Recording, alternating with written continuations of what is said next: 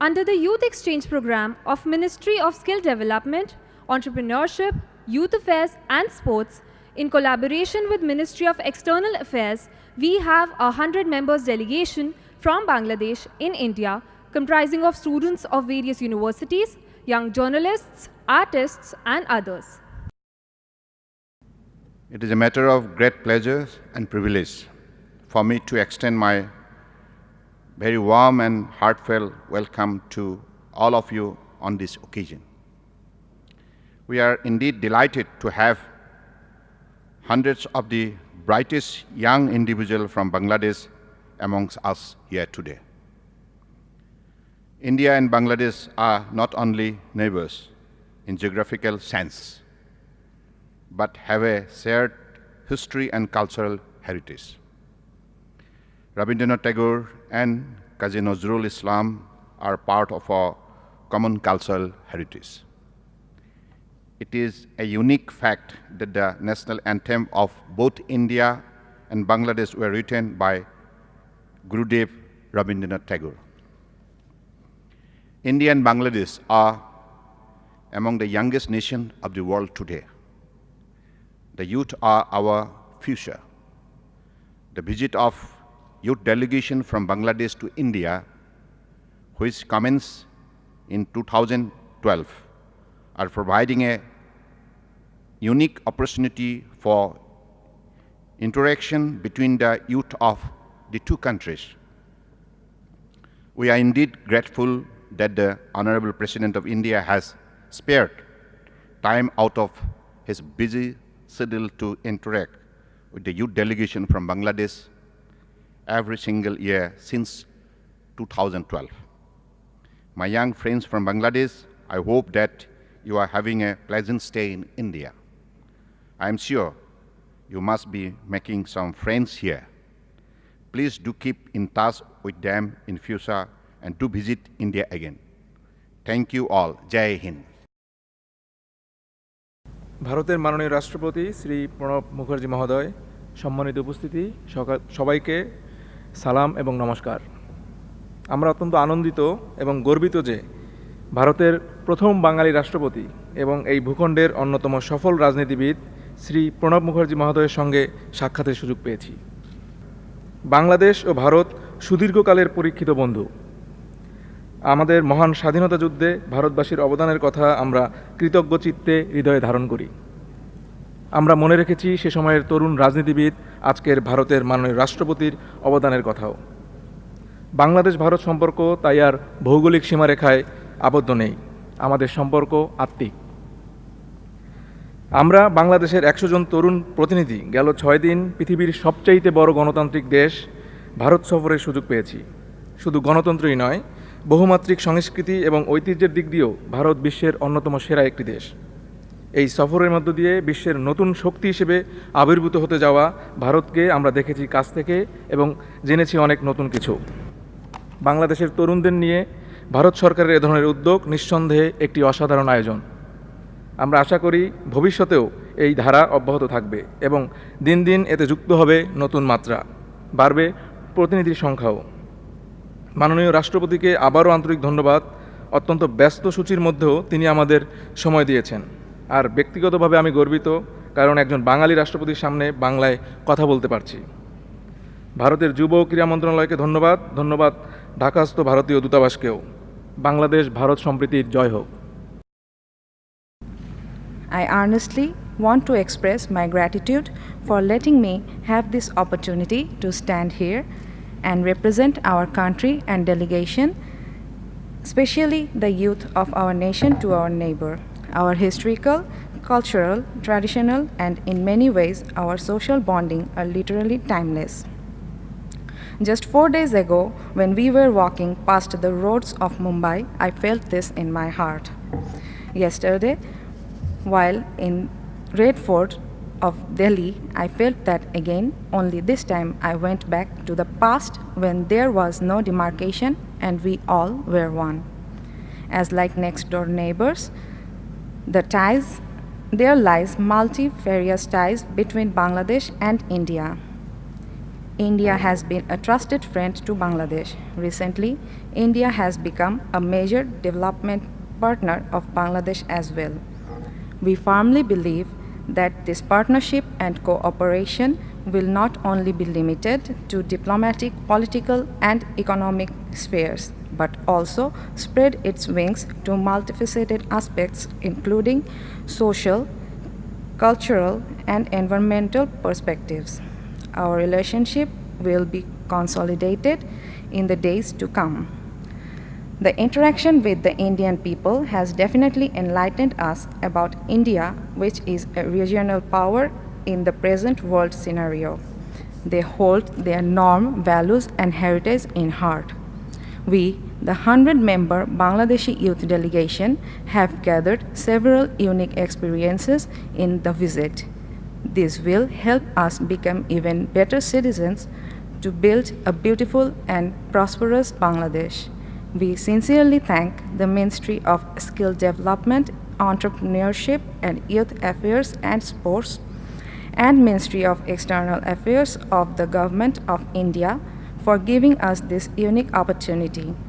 We hope this venture continues in the days ahead. Thank you for your patience. Thank you all.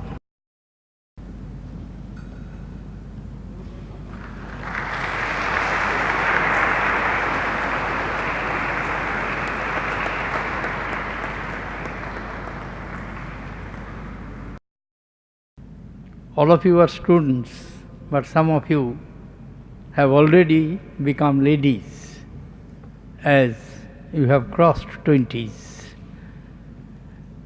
When I was going through the short bioprofile of you, I found most of you were born in the 90s and some 1 or 2, 89, like that.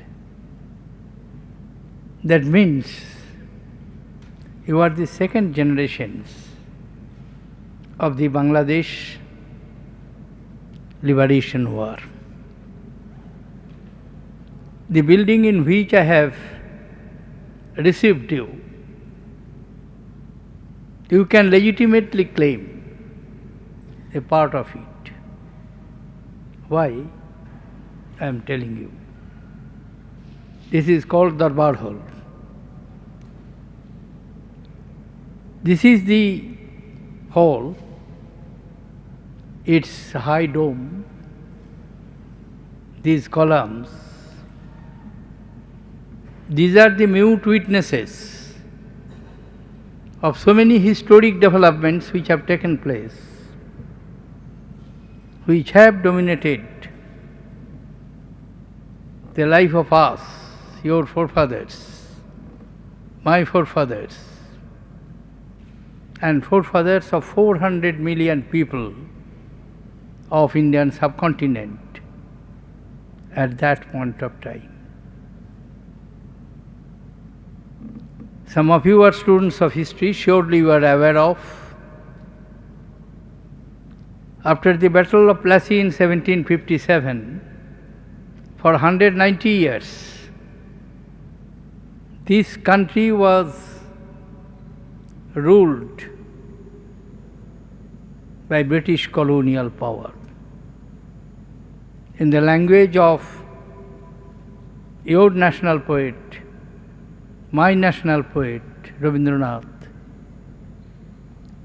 scale of merchant was converted into the scepter of king. Boniker mandando দেখা দিল রাজদণ্ড রূপে পোহালে সর্বরি.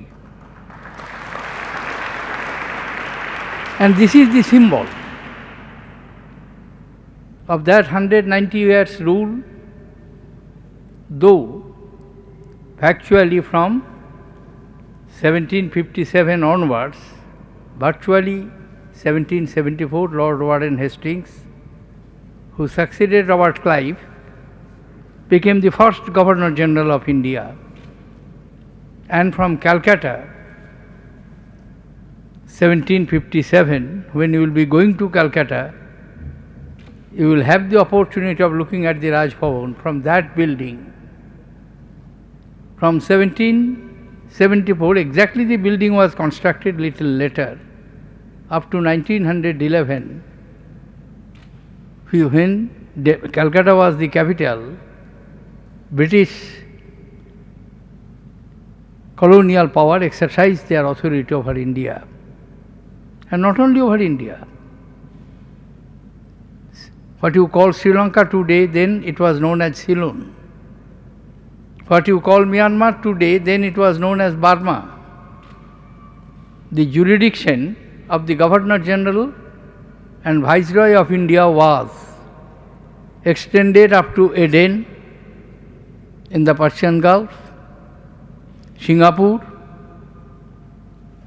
Sri Lanka, of course, undivided India and Myanmar. And this was also the witness of transformation of power. In this hall on 15th August midnight, Pandit Jawaharlal Nehru was sworn in as the first Prime Minister of India by Lord Mountbatten. And after that, Lord Mountbatten himself was sworn in as Governor General of India. Because prior to that, he was the representative of the King of England. And after midnight of 14th, 15th August, he became the Governor General of India. So many historic events have taken place in this hall. I am glad to invite you to this beautiful hall. And I thank Ministry of External Affairs and Sports and Youth Affairs that they are encouraging this program. And from 2012 onwards, this is the third time I am meeting my young friends from Bangladesh. In fact, in one way, you can not only claim this building, you can claim the 13th President of India as a close relation of you, because on my election, I understand some of the Bengali newspapers brought out a story, son-in-law of Bangladesh has become the President of the Republic of India. Of course, I can tell you I did not have the privilege of visiting my in-laws' house before I became the President, and that too in 2013 when I visited Bangladesh as the invited guests of Bangladesh.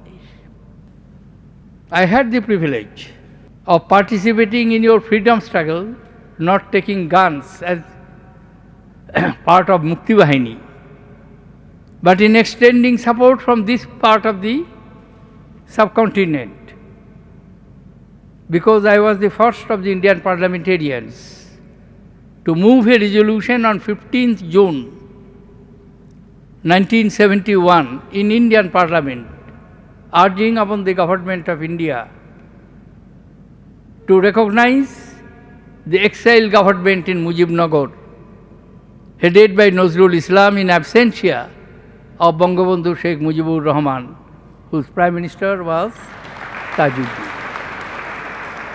Of course, recognition came much less, but when joint forces under command of Brigadier Osmani, Bangladesh Mukti Bahini and Indian Armed Forces resisted the attack of Pakistani forces on 3rd December onwards, after that recognition came. But entire Indian Parliament, Indian population, they were moved by the heroic struggle, immense sacrifices, untold stories of sufferings and miseries of people. It was people's struggle. Therefore, what you have achieved through blood and sweat, you shall have to preserve. You shall have to preserve your democracy. You shall have to preserve your human rights. You shall have to preserve your movement to free yourselves from poverty, deprivation, disease, and depreciation.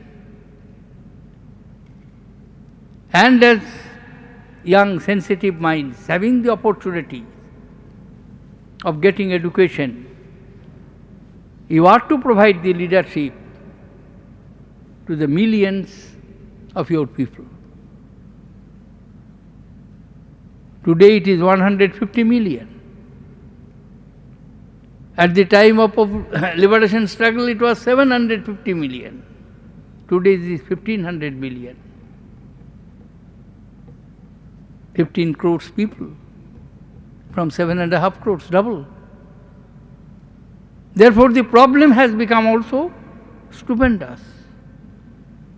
I congratulate Bangladesh government for doing exceedingly well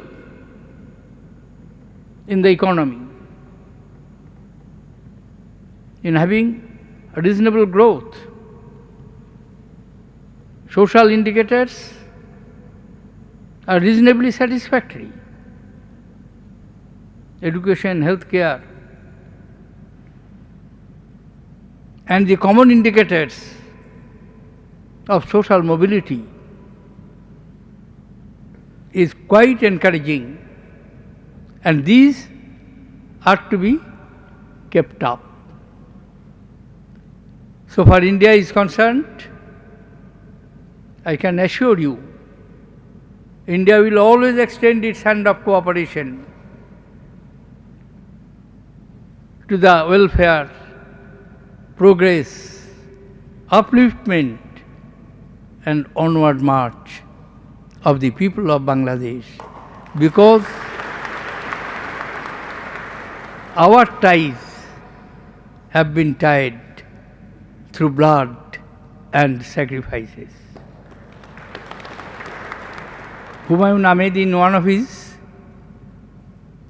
beautiful novel, has written that not only the members of Mukti Bahini, but large number of Indian soldiers, it is not identified, it is not known, but in the fields of Bangladesh they are buried. Mother Bangla has not forgotten. At the moonlit night, when the sweet breezes blow over their unidentified graves, along with the unidentified graves of Mukti Bahini, Mother Bangladesh whisper, we remember you, we have not forgotten. That is the bondage which has been established between these two countries. I welcome you. I wish you a very successful trip, and when you go back with a fond memory. Thank you, young ladies and gentlemen. Jai Hind.